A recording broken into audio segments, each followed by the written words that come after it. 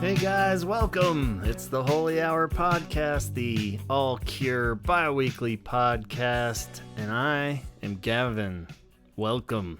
I hope you're doing good, surviving out there, thriving out there somehow, and just embracing all that you can to keep you sane and happy in these times. And we have a wonderful episode for you guys. I am very pleased to say that this one just snowballed on its own. It's always great when these happen, and you guys in particular really pulled it together. It's been a while since we've had an origin story episode where we kind of just gather as many people out there, listeners, new listeners, old friends, and try to just get a version of how you got into the Cure. We always love to go back to the beginning and see how this started, because we've done a few of these now. We've sprinkled them into other episodes, and you would think that there'd be patterns at this point, but everybody's story is always different, and it's always amazing and so fun just to see what slightly different wrinkles there is, and when and how and why we all ended up somewhat in the same boat together, at least, if nothing else in common.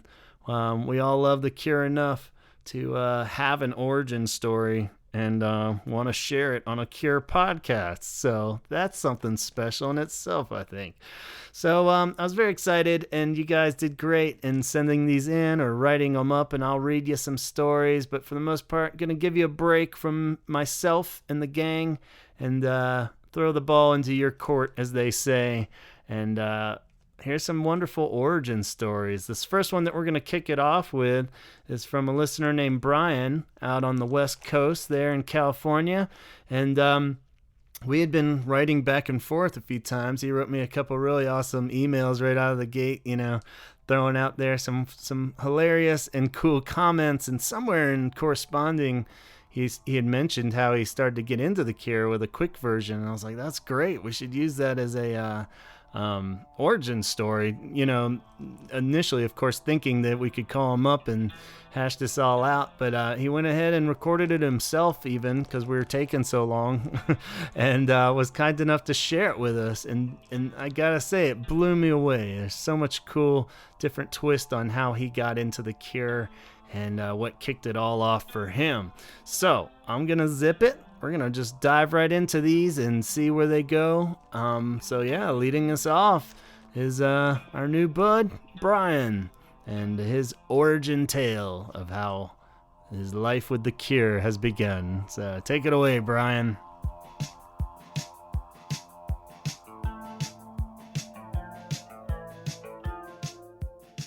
My name is Brian, and I'm from Southern California. And I want to tell the story of how I became a fan of the Cure, but in order to tell that, it's important to know a little bit about what was going on before I had heard of them. I had no older siblings that could get me into music, and my parents, they weren't the type that had music playing very much. Music to them was like hearing birds chirping. It was nice and entertaining, but also forgettable background noise at the same time. So we just moved to this new town with my dad and his new wife. And this town had a big mountain that blocked reception to several radio stations that would have played the Cure. Sometimes one of the radio stations would come in the car, but it was all staticky. And where I would have put up with that, my parents didn't. I would have put up with it just because I'm so curious. But to them, it was not happening. And we also didn't have cable TV either. And they only had one TV set in the house. So when you watch TV, it had to be something that the parents watched. So if they were in the room and they didn't want to watch it, you didn't get to see it. So I was 12 in 1989, and in August of that year, I would turn 13. So I just started buying music with my own allowance money. And up to that point, my favorite band was Oingo Boingo. They're still pretty up there on the list. I love them. But a kid at school had made me a tape with Guns N' Roses and Def Leppard on it, and I enjoyed that because it was a new sound to me, and it was a little bit more aggressive, and especially the Guns N' Roses, kind of dangerous sounding. So that was interesting. I liked that. It was hard to discover music, and so most of my purchases of tapes were from friends' recommendations, and sometimes they were blind. Like a friend would say, buy this band, and so I did, not really knowing what they were going to sound like. But none of my friends had any knowledge of The Cure, so not yet. So then I entered 8th grade, and this was the first school I went to that had Gothic kids. Only about 5 of them, but their appearance intrigued me so much, and more than anything else I'd ever seen. But unfortunately, they were the stuck-up type of goth who they didn't want to let an outsider into their clique, and so especially if you weren't already Gothic. So they wanted nothing to do with me because, I was still, I don't know, I dressed kind of nerdy, I think. They didn't turn me off. I was still curious, and so they wore shirts by a band called The Cure. And there were other band names, but the Cure shirts were definitely the ones I remember seeing the most, and they just kind of stuck out to me. I remember seeing Robert's pale face on one and some swirly striped tentacle-looking thing on another shirt, and I would later find out that that was the artwork from Disintegration. But the big question was, how was I to find out about this band? So no cable TV, no rock radio stations came in without a bunch of static, and no friends or relatives knew about them. So I was going to have to buy one of their cassettes at my own risk. And I remember how much time I spent hoping that their music was dark and creepy.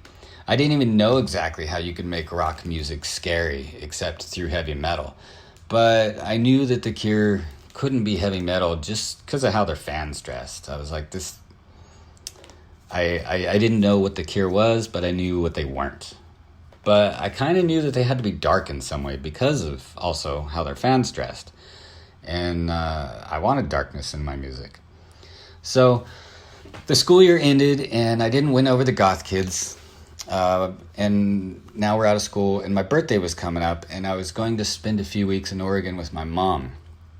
Before going there, my uncle took me and my cousins to the music store, the Warehouse. That was what the music store was called. And he told me I can pick one item and he would buy it for me as a birthday gift. So I was thrilled with that. So now I can get a Cure tape and not have to spend the money I was saving for my upcoming trip to Oregon. So I went to the selection for The Cure, and I didn't know any of their song titles, so I made my decision based on the artwork. It's been quite a long time now, so I don't remember what I thought of every cover. And I can't remember if I saw Disintegration because I didn't know anything about the band. I definitely didn't know that was their newest album at the time. But the 3 I do remember are 17 Seconds, Standing on a Beach, and Pornography. Now the artwork for Pornography is still my favorite cover, but specifically the cassette artwork. That picture is so cool because they're at the bottom, and even though it's blurry, you can still make out each member. Years later, when I'd get it on CD and vinyl, I was kind of disappointed that the picture is not the same. I think the cassette artwork's better on that one. However, I wasn't sure if I would get in trouble for bringing home a tape called Pornography. My parents were pretty strict, and there was a fear there that they would think that wouldn't let me have it. So I'd have to be by myself to make that purchase. My uncle was going to be buying this, and he would probably look at it, and I feared that he would be mad, or he would say something to my dad, and then that would get my dad mad. I just wasn't sure. So I do remember looking at Standing on a Beach and thought, there's no way this grizzled old man is in the band. Who the hell is he? And why would they put him on the cover? Like, how did they expect him to sell music? So that was an easy pass. So I was like, forget that dude. That old man didn't sell the idea that this band made dark or scary music. So I went with 17 Seconds. The artwork on that intrigued me as well. You could see more on the cassette than what's on the CD. I could see a blurry tree and this blurry red blur that looked like someone got stabbed and the camera was moved too quickly, and that's why it was blurry. That's kind of what I thought when I saw it. Above the red blur, I can see the faintest outline of shoulders and a head, but it's almost like transparent, but you could just see an outline. And it's like if someone was wearing a hood. It's because the shoulders aren't squared off or angular or anything. Perhaps, maybe people see what they want to see. But looking at it these days, it's a real stretch, but I still see the faintest outline of a figure, but only on the cassette version. The thin trees were completely bare of leaves, and so there was just a lot of mystery. None of the song titles were anything that was going to get me in trouble either. So this tape looked like it had to be what the goth kids were into. So my uncle buys the tape and takes me back to the house. And I was to be spending the night with my cousins this weekend. So now I have this tape, but I don't want to listen to it in front of any kind of parental figure, just in case it was something that they were going to try and forbid me to listen to. So I had a Walkman, so when I went to bed that night in my cousin's room, I finally got to hear this tape I was obsessed with all day. So I pressed play, and a reflection came on. I'm liking it, and already I realized that nothing I've listened to up to this point has sounded like this. It's leading up to something. It has to be. At the very end of the song, I can hear in the distance a voice, but it's not singing words, just vocalizing. It's so quiet, though. I can't even tell if it's a boy or girl, but it sounds young. And then the song closes, and I liked that. And it didn't even have drums. So the next song is what hooked me, though. In America, the song order is different on the cassette. Play for Today isn't heard until side 2. So for me, the next song was A Forest. So those first opening notes played on that foreboding sounding keyboard, and then there's no drums yet, and then that murky guitar sound that is all over the album totally grabbed me. But then once that beat kicks in, once the beat and then the drums kick in, holy shit. Once that song was done, I wanted to rewind it and listen to it again. But I had the whole rest of the tape to devour, and that alone was a hard decision, but I decided to press on and listen to the rest of the tape. But now I finally know what the dude sounds like. So the first Cure song with words that I ever got to hear was A Forest. And it was exactly what I hoped it would be too. Before listening to it, I really didn't know what it was going to be like. But this is exactly what I hoped for. Dark, yet melodic, and it had an amazing beat, and the band is so bass heavy. Like even on other albums, like their bass is just, it's killer. I love the bass lines. Not enough good things can be said about this song. I had never heard anybody have that jangly effect he has on his guitar, and I love the sound of the guitar in all these songs. I was too inexperienced at the time to know what made the guitar sound that way, but I would eventually find out. So then Secrets comes on. Pretty melody, and then there's the mystery of the quiet lyrics. I thought that this was the song this sounds like a song that goth chicks made out to. It has to be. Already it sounded like, it just sounds like a makeout song.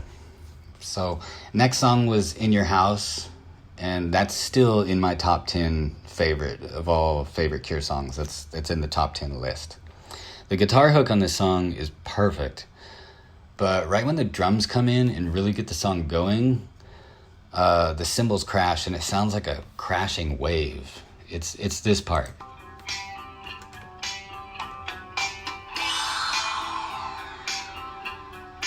That it was, and then that sound is all over the album. It's hard to describe, but I've never heard anybody do it before or since, and I love that sound that's all over the album. So Play for Today has the same effect on the cymbals. Well, I thought it was the cymbals, but I'm still not even sure. But this, yes, that sounds like a short blast of an air hose that you use to put air in your tires. Another song that kicked so much ass from the very first listen, but that wouldn't be until side 2 for me. So side 2 was best on the cassette. It starts off with the final sound, and when that song I like that song. It's also creepy, kind of pretty dark sounding. But when the song ends, it sounds like the tape is being eaten and cuts off. It immediately goes into the fast beat of Play for Today. And it felt like they knew their song was fucking up, so they changed the channel and a fast song came on. And so I thought that was pretty creative. I like the final sound. I heard that and I was like, yeah, this is creepy. And then I love the distortion effect in the song At Night. I remember as I'm taking it all in, thinking, I wish I had this guy's problems if it caused him to make this music. So now I've listened to the whole tape. I'm in bed in my cousin's room, and we're supposed to be going to sleep, but I can't sleep now. I just heard one of the most amazing things I've ever heard, and nobody else got to hear it. I would go on to memorize every note and all the lyrics that I could understand. I played the hell out of this tape. I can't even count how many times I played it, but I loved it. I didn't even get another one until I went up north. And so I took my Lone Cure tape with me to Oregon and played it in my mom's tape deck. And when In Your House came on, she said, "This is stoner music." I didn't know yet, but I agree with her now. It really is. But one day when she realized how much I liked the tape, she mentioned a music store in town that would probably have The Cure. So she took me and I got my next tape. I wasn't so apprehensive about picking one out this time because I knew they were going to satisfy. But I still had nothing to go on. And I still didn't know that they had a new album out. So again, I picked a tape just based on the artwork. So I liked the ghostly hands and the pair of eyes that were just weird enough to make me choose The Head on the Door. I couldn't have been happier with my choice. It still has a lot of dark stuff on it, but now there's some upbeat sounding songs too. In Between Days was killer, and then Kyoto Song comes on and I'm like, okay, yeah, they're still dark, and I loved the Eastern influence that I hear in that song. This is another one of my top songs today. Kyoto Song definitely makes the list of being in the top 10. So many of his lyrics to the songs are so mysterious and sad, even when they're happy sounding. But both the closing songs for each side were perfect. Push is an epic song, and that's... I don't even know how else to describe how amazing that song is. It's just... Every instrument is on it, is doing the best at what they're doing. It's totally on point, and I love it. And then Sinking, again, I never knew music could sound like this. No band I had ever heard of wrote anything like this. I love the bass on that song. So after this, I was hooked. I knew that any tape I got by them is going to be amazing. And in 1989, I was correct. I played these tapes over and over and over again. And not long after that, I was informed the Cure had a new album out called Disintegration. So, of course, I had to have that one too. I don't remember the order in which I got the rest of their releases, but the first two were they were so memorable because they were my introduction to what would become a favorite forever. And here it is now, it's 2020, and I'm still a huge fan. So thanks for listening, and if there's some way Robert Smith would ever listen to this, thank you, man. You helped me out a lot. I love you.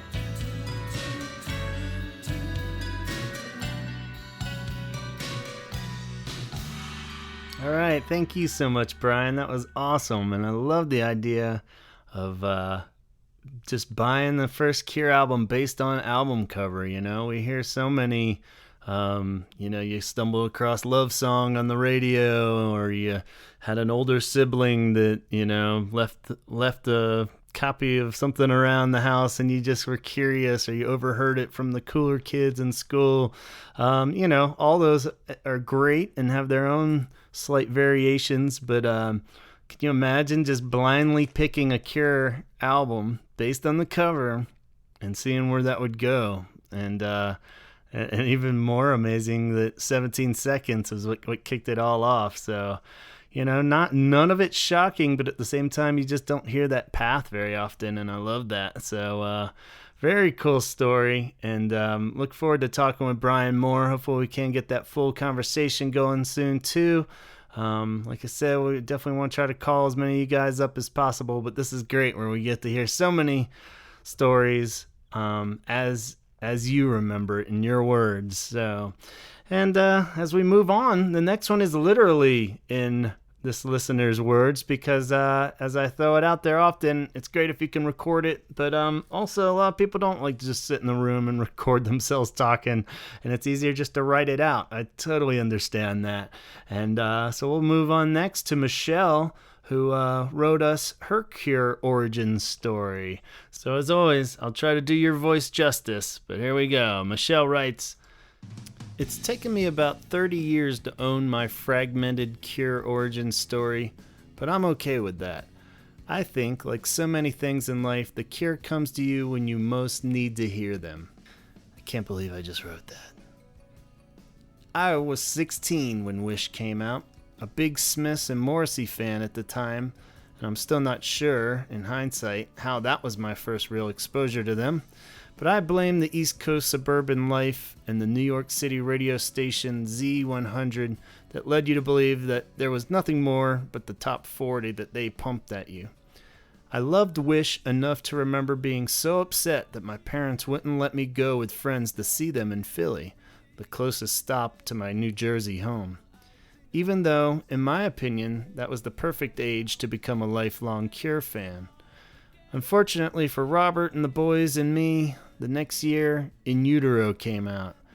Nirvana and grunge hit my college years so hard, and I don't even think I remember Wild Mood Swings ever coming out. I spent my 20s with mainstream Cure, Just Like Heaven, Love Song. Then, when I was around 30, a friend who I would drive to work with commandeered my iPod and called me a sad radio Cure fan, like I only knew what I could get off the radio. A huge Cure fan herself, she said I should be embarrassed to have that much Cure on there without anything deeper than In Between Days.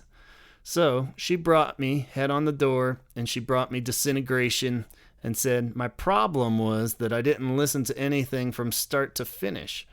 She was right. I was pretty sure after about 5 Disintegration listens that it had healed more of my 20s than any therapy did. But, like so many, my 30s were a blur of career and having children and taking care of an ill parent, and any hopes of a deeper dive into their back catalog stopped around there.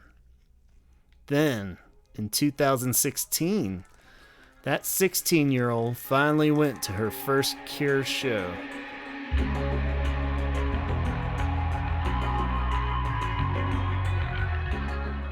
It was night 3 at Madison Square Garden. I was on the floor, and I still don't know how I remained standing.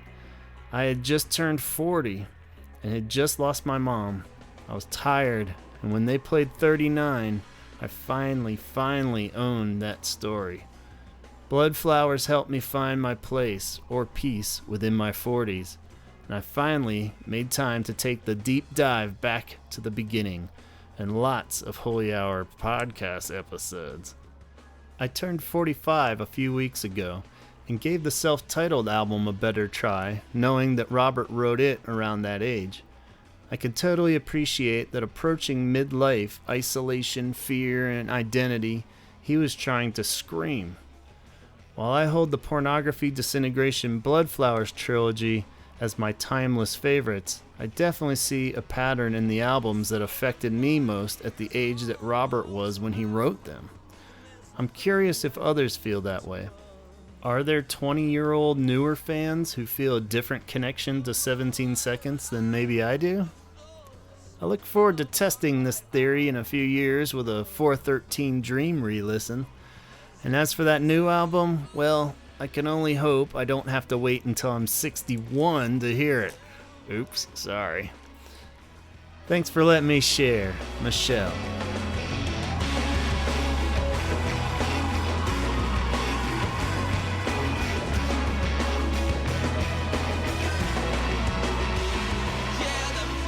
Thank you, Michele. That was awesome. I love the idea of gradually putting your toes into the water of the Cure. You know, we always hear of the dive right in. You know, you get hooked on a certain song and then you have to go back and buy 12 albums at once kind of thing. But it's actually cool. You don't really hear often how much a deeper dive comes with a good chunk of time later. And yeah, I think the age Robert Smith was when he recorded the albums does have a huge impact. I wish I had more of the old ones to do that with, or had synced it up better. But I know just recently with the reissue of Blood Flowers and just how much more that album in particular seems to make sense once you are 40. I was like 20 something when it came out, so it's I definitely didn't click with it right away, and I feel like there's a huge part of that album in particular that really makes a lot more sense once you get older and can soak up some of those lyrics a lot better. Even just recently, I was listening to Out of This World with the perspective of my son, and looking back as he's growing so fast, and in that perspective, I'm like, whoa, I'm automatically almost started tearing up, even though it's probably nowhere near the mark. But it's funny how those things you can adapt as you get older. Just another true sign of a great song. And yeah, I wonder, that'd be an ultimate try to find someone out there that's 29 turning 30 and discovering Disintegration for the first time. I wonder now how drastically different that is to somebody in 2020 as opposed to how it would have been back in 1989. So if anybody fits that category, let me know. Let's move on, though. Thanks again, Michele. Up next, we got an audio clip from our old buddy Tyler, who has been one of the longest contributors to the Holy Hour podcast. We heard from him super early on, and it's always a pleasure to hear from Tyler.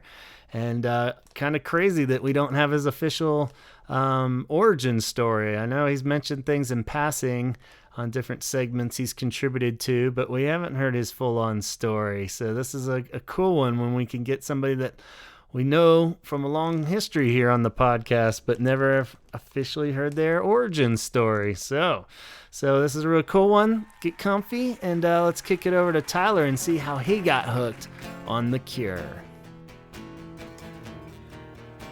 How I got into The Cure, it's a little bit of a roundabout story, so bear with me for a minute. It was 2006. I was 16. And I had very recently become a fan of a Japanese rock band called Dir en Grey. And around that time, they were coincidentally also starting to get some attention and traction in North America. So because of that, they were featured as a band on Korn's Family Values Tour that year, 2006. And I had a friend at the time who was a very big Korn fan, and they told me about the show, so we ended up going together. And I had never really paid Korn that much attention. I'm talking about the band, not the food. So I went to see Dir en Grey, and they were great. And Deftones played that night as well, and I remember enjoying them a lot, and I've seen them since a few more times. And the last band of the night, because it was their tour, was Korn.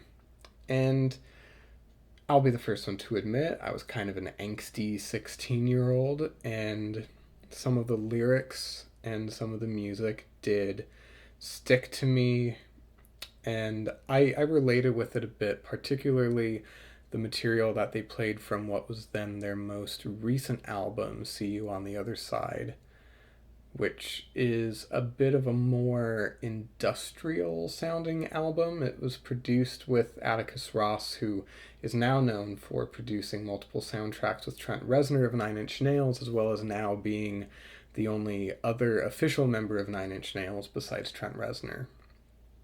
So I ended up becoming a fan of Korn and started listening to their albums.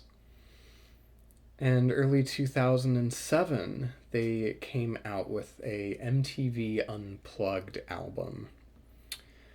And I remember even being a fan of the band, listening to it, and being pretty disappointed by it. Even then, at the height of my enjoyment of them, thinking that Korn is not a band that should be unplugged. And so I kept listening, and towards the very end, Jonathan Davis, who's the singer of Korn, does an introduction to a song saying that the band that's coming out is the band that got me through high school, and they saved my life, and this, that, and the other. And then he proceeds to introduce Robert Smith and The Cure. And by that time, my knowledge of The Cure was very small. I knew them mainly from the songs Boys Don't Cry, Friday I'm in Love, and Just Like Heaven. And I was thinking, oh boy, like, what is a pop band doing on here? And Korn proceeded to start playing a unplugged version of a song from their album Issues titled Make Me Bad, which, if you're not a Korn fan, is probably just as cringy as the song title implies.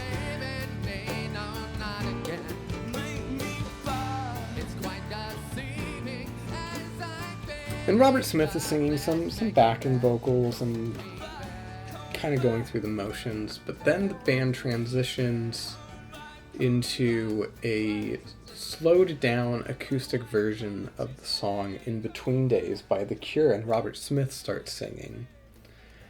And it was almost as if something clicked, and it was instantaneous, where listening to Robert Smith singing, I almost immediately thought, okay, I am done with Korn. I now need to find out everything about this band, The Cure, as I can.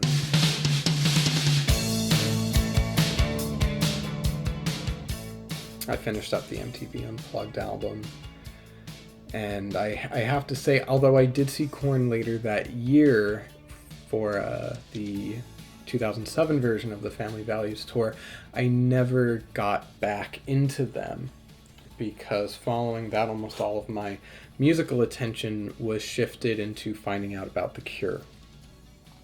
And I remember at the time my family had Comcast On Demand, and they had this cable box, where you could look up certain movies to watch immediately, but they also had some music videos. And I remember for The Cure, they had 2 live videos. Both of them were from the Trilogy concert. One was for 100 Years and one was for Fascination Street. And I just fell in love with those songs. And following that Christmas, my brother bought me the deluxe versions, the Rhino reissue deluxe version CDs of Pornography and The Head on the Door. And from there, it was just an obsession almost, finding anything I could by this band and getting my hands on it. And the last part of my story that I will say is that I tend to, when I get into a band, try to listen to or download or whatever, just hear everything that they've made as soon as I can. And even though this was during the heyday of me at the height of my quote-unquote downloading days, I didn't do that with The Cure. And instead I would find physical versions of all of their albums or singles or compilations as I could. Because for some reason it felt more important to me that I find everything that I could by this band naturally than quote-unquote taking the easy way out and just downloading their entire discography like I had with other bands and artists that I was enjoying at the time. And I'm still a fan to this day. And that is how I got into The Cure.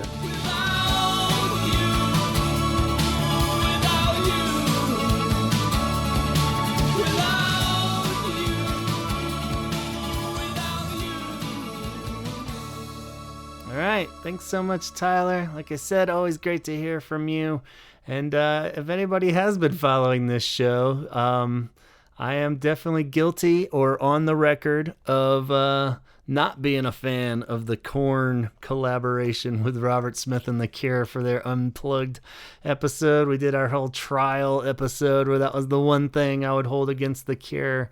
And I already forget what the final verdict was on that. But I have to say now, between Tyler and John. Two very awesome Cure fans. If that's what reeled them in, then I can't totally bash it, right? So I'm totally have accepted this that has happened now, and the Cure and Korn can coexist in this world if it's going to bring in cool Cure fans like John and Tyler here. So goes to show, what do I know, right? So whatever gets you in the door is the other perspective. So glad it worked for you, Tyler, and so glad that you shared your official origin story with us now, and have you on the record books there, and really appreciate it. So thanks so much. Let's keep this train rolling. What do we got next? We got another one that's a write-in, this time from Jennifer. And Jennifer wrote us a nice, cool email about how she discovered the Cure and how it all snowballed from there. So Jennifer writes, "For me, it started fall 1992. Driving to school my senior year, hearing Friday I'm in Love on the radio. I bought Wish the following year and quite liked it. I would smoke some weed, listen to the album, and spend hours losing myself in those lyrics. My God, the lyrics for From the Edge of the Deep Green Sea was possibly the most amazing thing I'd ever heard and read. And the artwork. The Wish art changed my life. I spent so much time studying every little detail of the art. The handprints, the big high bug, and that cross section of the apple or sand dollar that's on the cover. A few years later, I started dating a guy who really loved the Cure, and that's when the love affair truly began. It was around 1996. Wild Mood Swings had just come out. I was about it, but the back catalog though, whoa. The internet was brand new in our lives, and at 14.4K, I would surf at the speed of, well, not light, not sound, more like honey or molasses. Yeah, that's probably right. Molasses. For the interviews and photos of the Cure, and the fonts.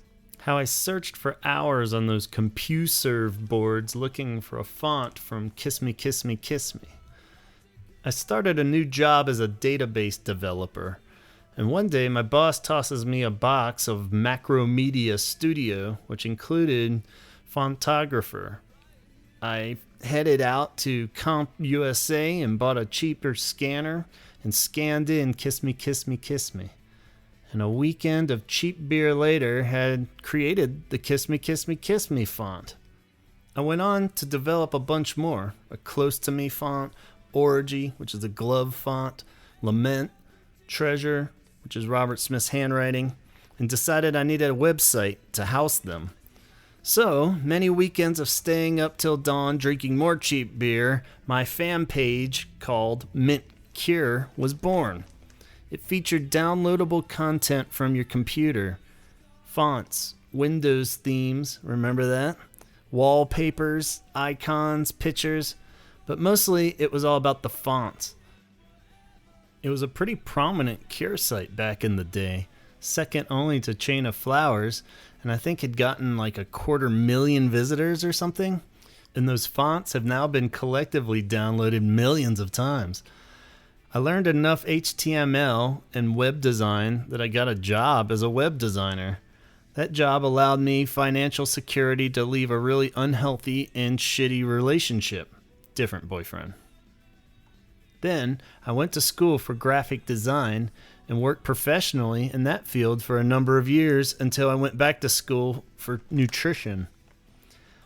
So in that way, the Cure, and more specifically Andy Vella and Poral Pearl at Parched Art, made a palpable difference in my life. I became a graphic designer because the Wish artwork inspired me so much. I learned web development and became gainfully employed because my admiration for the band led me so. And I wound up meeting my husband through the design agency where I worked, all because of the spark of influence of this band. So thanks for listening. Love, Jen, aka Mint Cure.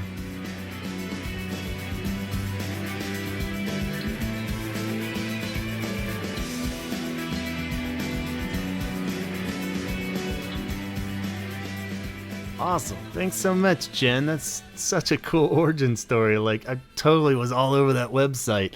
I didn't remember it being called that, but that was like one of the first thing with the dial-up internet and everything. Once I realized you could download a different font, like the first thing I searched for was Cure fonts, and that Kiss Me one in particular. I wrote everything in that Kiss. I probably tried to turn in a college paper written in Kiss Me font. Maybe not that drastic, but definitely, that'd be like an ongoing thing forever. Every band I played in, I'd print out the set list in like a Cure font or something, and nobody could read it while they're playing on stage. So yeah, geez, thanks so much. That must have been insane scanning all that in. But especially back then, who knows?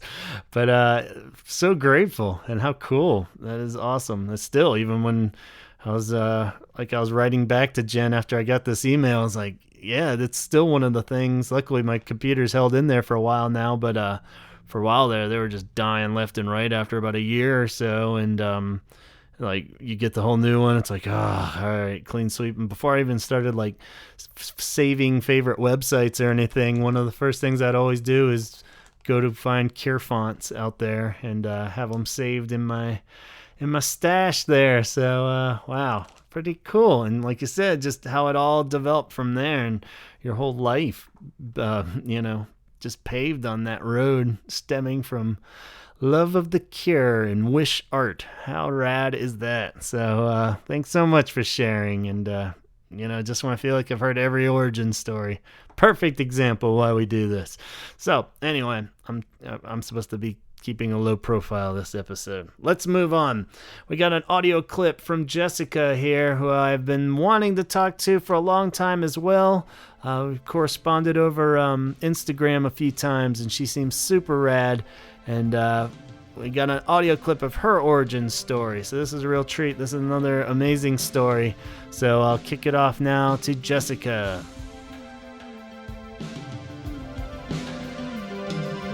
Hi. My name is Jessica, and this is my Cure origin story. I don't know. This is weird, recording myself alone in my room.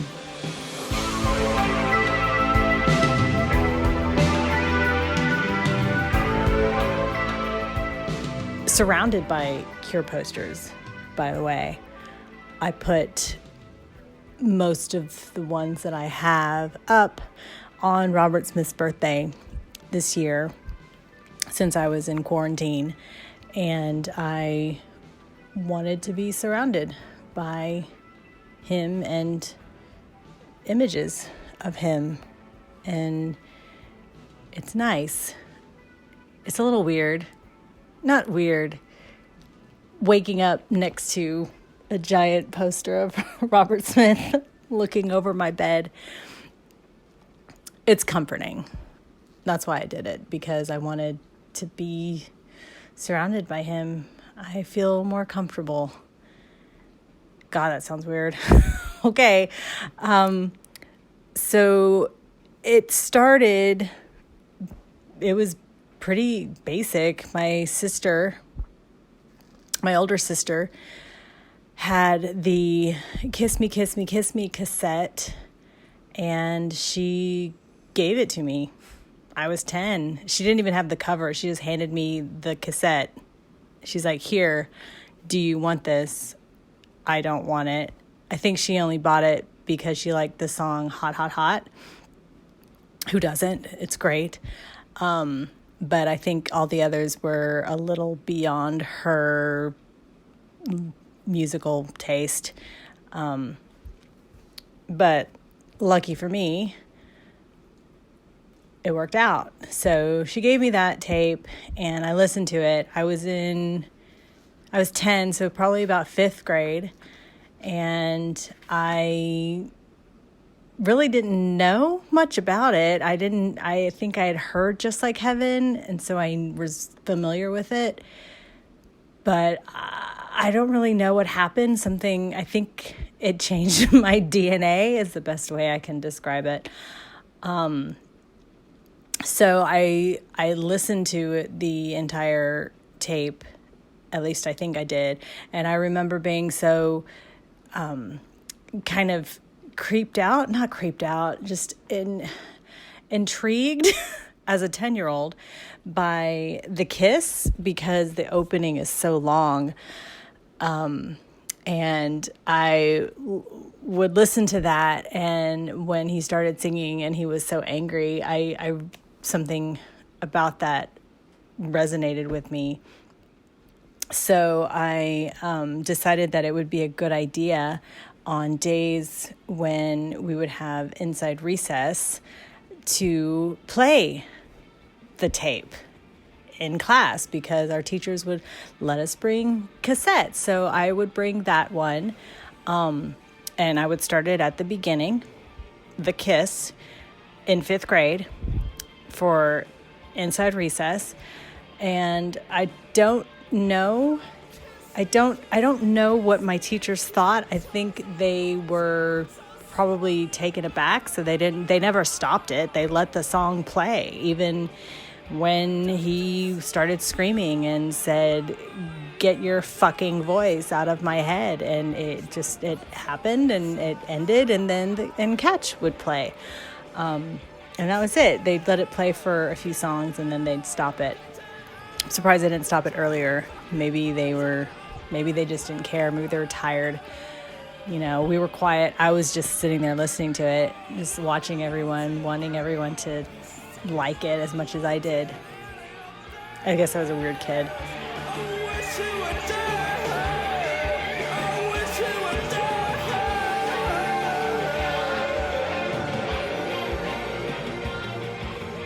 After that, I pretty much learned the cassette back and forth. I'm pretty sure I wore it down.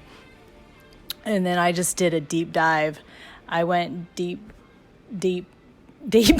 into, I guess I just became a super fan as a 10-year-old. I guess I can back this up by saying my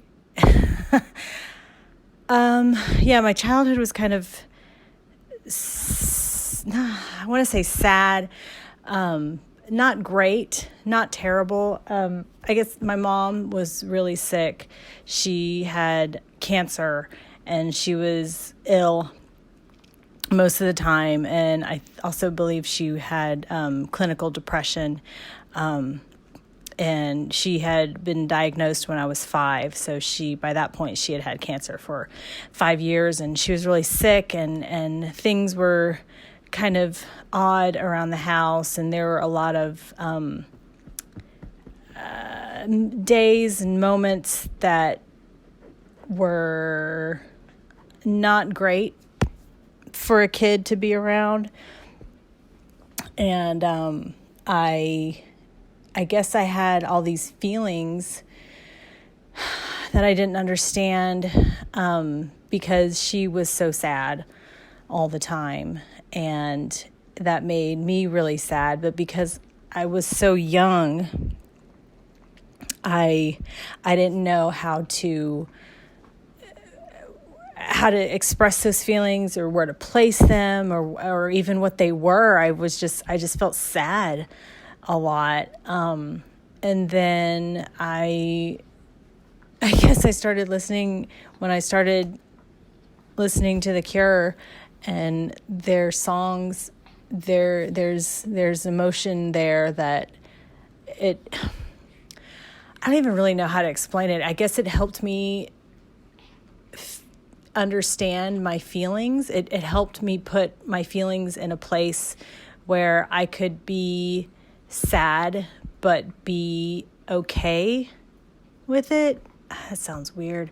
I don't even know. I haven't really discussed this with anybody. So I decided to share my story with a podcast, because what the hell, it's just a thing.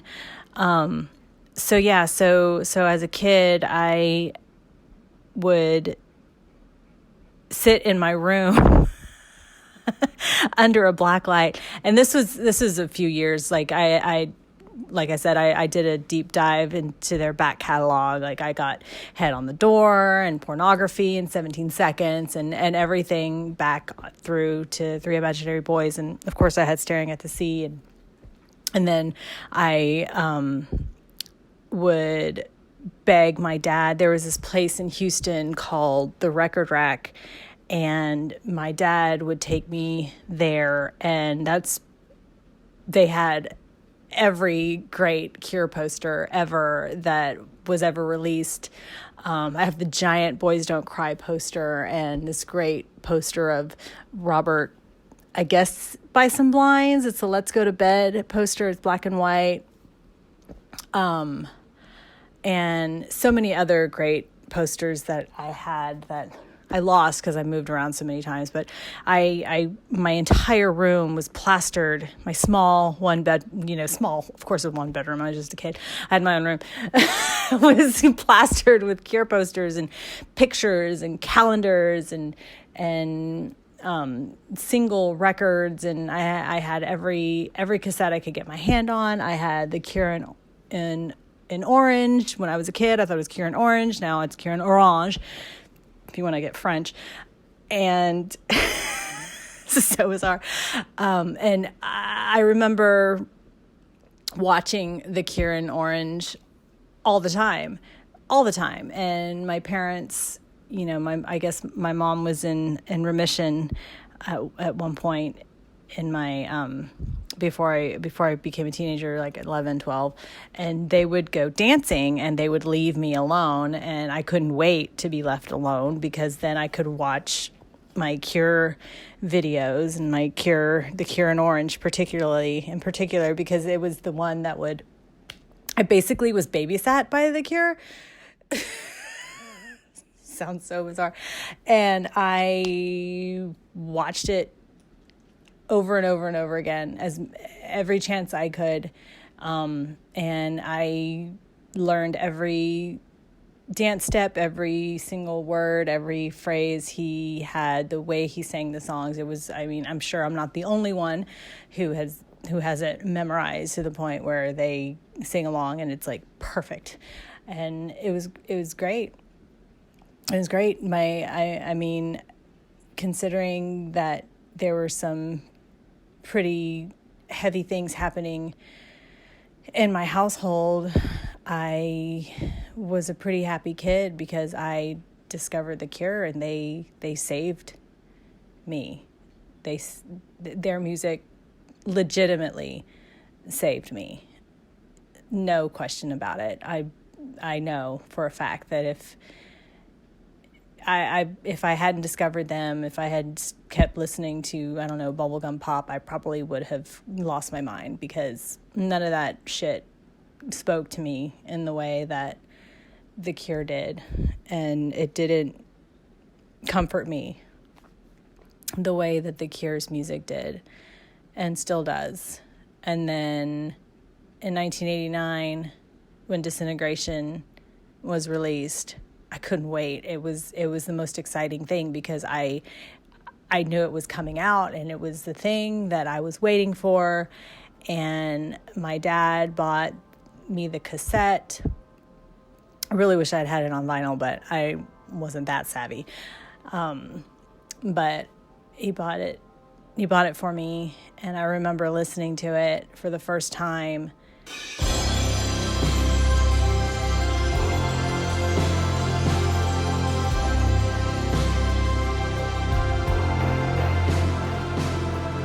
It was amazing.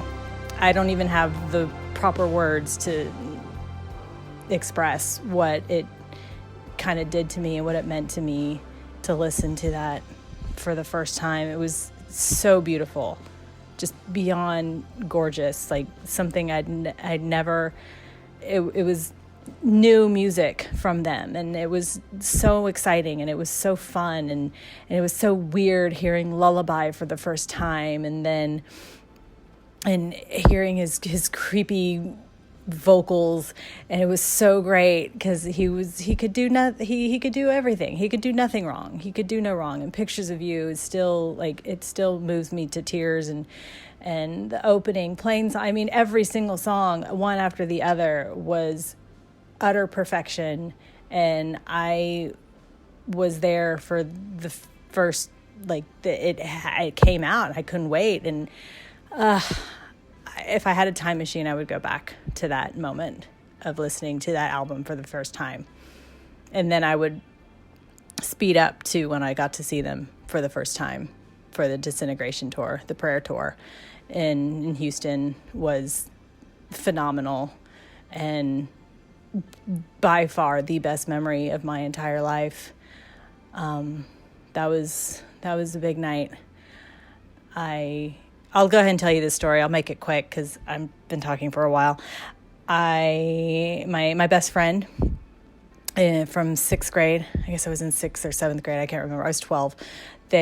She bought me one ticket to see The Cure because she didn't like The Cure at that time. She's like, I don't like The Cure, so she bought me a ticket to go see them. How was a 12-year-old gonna go to a show with one ticket? So my dad had agreed that he would take me, and that was the plan. So it rolls around September 15th. Pretty sure it was 15th. Might be the 16th. I have the ticket stub. I'm not going to get it out, though. I've been talking for a while. So the day comes, and I was so excited. I was ready, and it's almost time to go. And my dad tells me he's not taking me. Period. He's not taking me. He's like, I'm not taking you. And I was devastated. I was so mad and I was so sad and I was freaking out. And I guess he had one of his buddies was coming over. So he's like, I'm not taking you. I'm like, why? And I know I started crying, and my mom told me, she said, call your sister. So I called my sister. I have 3 older sisters. I'm the youngest. And I was 12 and my sister was 27 at the time, much older sisters. And so I called her. I was trying to not bawl on the phone, but I was probably bawling. And I asked her, like, can you please take me? Dad won't take me. I have this ticket. I can't miss this show. I have to go, please, begging. And she agreed. She said, yes, of course I'll take you. Of course I'll take you. And so she picked me up. We went to the Summit in Houston. If anyone remembers the Summit in Houston, it's now a church. It used to be a good place. So she takes me and we go to the box office, and she has to buy a ticket, of course, to get in. And they're only tickets for behind the stage, but they sold it to her, no big deal. And so she's sitting next to me. We go to my seat. She's sitting next to me, and and then people that actually had tickets for that row come and they file in. And so she's kind of hanging out in the aisle, and the show starts and the lights go down. And I know that they had the Tubular Bells because they opened with Plain Song, and it was magic. I felt everything at once. And then the minute they started to play, I immediately started weeping, not just crying, but weeping, bawling my eyes out, because I was so overwhelmed. I was so happy. I was so excited because I almost missed it. I almost didn't get to go. And my sister, she comes over to me because I'm crying. Her 12-year-old sister is crying her eyes out. And before I get to this point, a security guard or an usher came up to her and said, hey, you can't just stand here in the aisle. And she looked and she pointed at me. She's like, that my little sister is right there. She's like, I can't leave her alone. And everyone in the aisle was like, yeah, dude, just let her stay. Like, her little sister's here. Like, it's not a big deal. She's not in the way. I mean, my sister's a small person, so it's not like she, was taking up a bunch of space. Anyway, so they, everyone in the row, we were all like, it was just like a come together moment. It was very nice. Everyone was super cool. I know I was the youngest person in that row.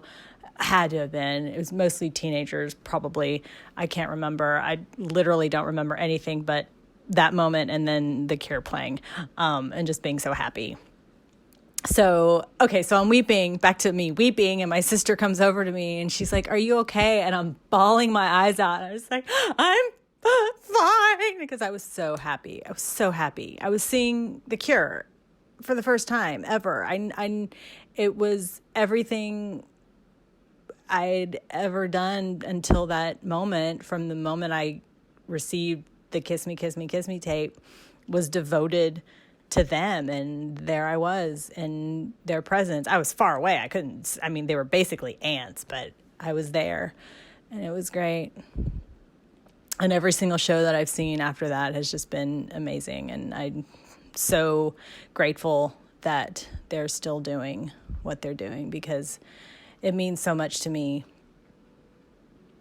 It means so much to me. I really love them. And that's my story. I hope it's not too long. Okay. Thanks a lot. I love the Cure. I know you guys do too. And it's really nice because they're amazing.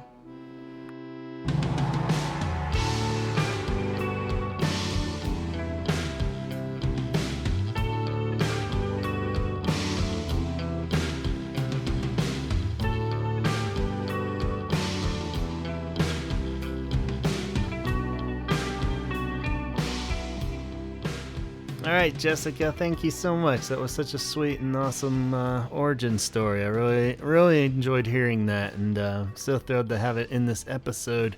And thanks for being such a good sport and recording yourself talking and embracing it. Yeah, what a great story. And I think going back to the start of what you were talking about there, the posters are such a huge part of this in the early days in particular, and just how important that was. It doesn't really get mentioned a lot, but just having that face as a comfort thing on your walls as a kid too, and when you're adolescent and going through so much stuff, I just felt the exact same way. I had Cure posters, if not covering the entire room, at least one whole wall devoted to it, and always loved finding new Cure posters. And embracing that for sure. And, just so sorry to hear about your mom. I kind of went through a similar thing when my mom was super sick as a kid, just going back almost as far as I can remember, when knowing the full history now. She was just always sick going through my youth and adolescence, and me not even really always fully realizing how important the Cure was in that aspect too, and just being there to comfort and, like he says, an escape and or babysitter even, a lot of, emotions in particular that I had no idea how to try to wrap my head around were totally embraced and helped out by Robert Smith and the Cure. So, I feel totally with you on that one. Legitimately saved my life. It gets said way too loosely, but it's legit. I think in our cases, he really did save us. And I'll just never stop being jealous of people that got to see the Cure on the Prayer Tour. Especially if it's your first show. Pretty amazing. Gotta love that. And just definitely gotta talk more sometime, Jessica. I could ramble on all day too, so let's make an episode out of it. All right, we're winding down here, but we got one last audio clip I'd love to share with you from Sofia, who's always great to hear from again, past contributor and friend of the show. So let's kick it off, see how this all started for Sofia on this long journey. My name is Sofia, and this is my Cure origin story.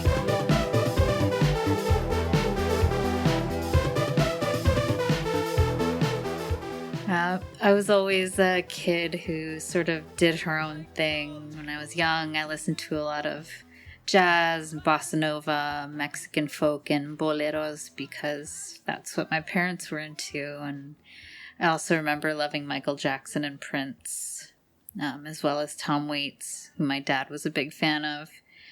Right before junior high, I bought my first cassette with my own money, and that was In Excess Kick. I had heard bands like The Cult and Motley Crue thanks to a babysitter I was especially fond of, but I owe my love for The Cure to some older cousins who were and still are very cool. They named their dog Duran and saw Depeche Mode on the 101 tour. The first Cure song I ever heard was the cassette single for The Walk. And then I bought Kiss Me, Kiss Me, Kiss Me, which I was obsessed with. I had no idea. I had missed them touring for the Kissing Tour by mere months, but my parents probably wouldn't have let me gone anyway.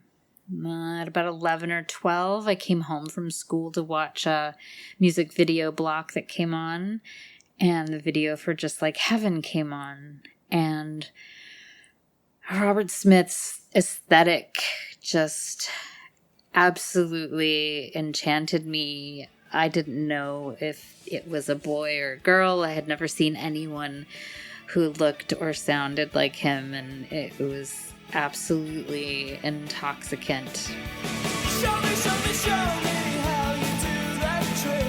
The one that makes me scream, she said. The one that makes me... We're sitting mere inches from the TV, and my eyes felt like they were twirling out of my head, and that was it. I bought everything they put out within a span of like a month.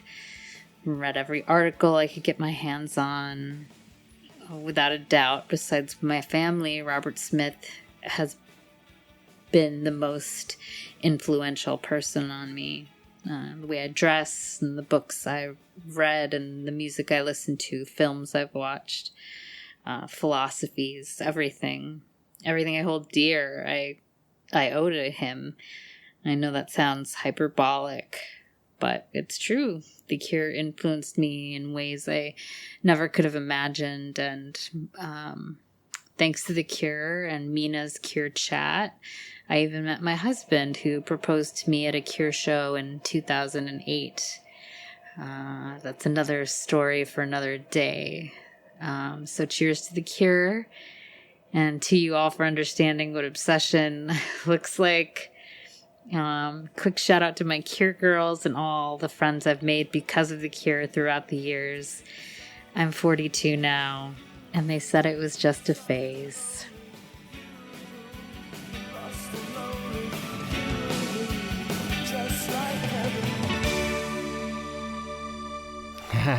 All right, thanks so much, Sophia. I'm with you. They keep waiting for me to outgrow this Cure thing, but I think it might be with us for life. So no other way than it should be. It's the only way it should be. And can't thank you enough for sending it in. Again, great to hear the origin stories from people we've heard from before too, and hearing how it all started out, and just picturing wee little Muppet Baby versions of everybody we've come to know on this show way back in the day, and discovering this wonderful band for the first time. So, these episodes fill my heart with joy. So thank you so much, everybody out there, for contributing. And if we didn't get you on this one, I hope we can get you in on the next one. There's no shortage of these. We could do them all day, all the time. So anytime, just send them my way. They're kind of like covers episodes, right? Everyone just send them if you feel the urge. And even if we don't put one together quickly, I'll hold on to them and make sure we get them all out there, okay? So thank you so much, Sophia, Jessica, Jen, Tyler, Michele, and Brian. Who else we got? Anybody else out there? Anyone? Bueller? I think that's everyone. Okay, guys. Until next time, be sure to subscribe on Apple Podcasts so you don't miss any of these episodes or any of the oldies that I'm redropping back into the feed. If you don't want to wait for them to get redropped back into the feed and you're a huge fan of the website they call YouTube, they are all already up there, so go stream away over there. And otherwise, keep your eyes peeled at the bottom of the feed. They're usually the older ones, so it'll be in there. And follow us on the Instagram. It's the Holy Hour Podcast on Instagram, where you'll hear all kinds of ideas for collaborations or just what we're up to next. So you never really know what's around the corner. And, if you want to just drop me a message, GavinConnor@gmail.com. That's Connor with an ER, though, so make sure you spell it right. But it's all over everything. You should be able to find it. Feel free to drop us a message there. Is there any other Facebook page? That thing. Yeah, go over there.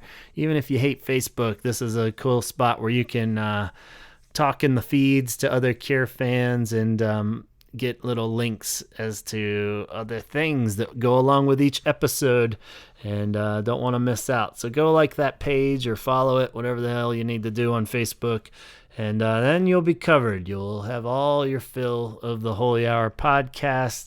And if that's not enough and you're like, well, why can't I buy a damn Cure shirt from you guys? I'll say, well, it's because we don't have any. But know what you can do? You can go over to 17secondsshirts.bigcartel.com, and our buddy Chaz from the show, he will hook you up good and proper with an original design. Pre-order it there. So always keep your eyes peeled on that, and you can follow him on Instagram at 17_seconds. So you'll know when the pre-orders are popping up, and you'll get a little sneak peek of what's to come. So be sure to do that. Stay tuned. We have a very cool special episode coming up next. You are not going to want to miss that one. So subscribe now and keep your eyes and ears peeled to the Holy Hour Podcast. And again, can't thank you guys enough for contributing. Can't thank you guys enough for listening. And hope everybody's keeping safe out there. And let's wrap this year up, man. We're almost on the home stretch yet. No, maybe not just yet, but we're getting there. They're putting the Halloween tent up here in town, so I don't even know what that's going to be like this year, but we're getting near Halloween at least, so that's a good sign. Let's all keep trucking along. Love you. Talk soon and talk hard.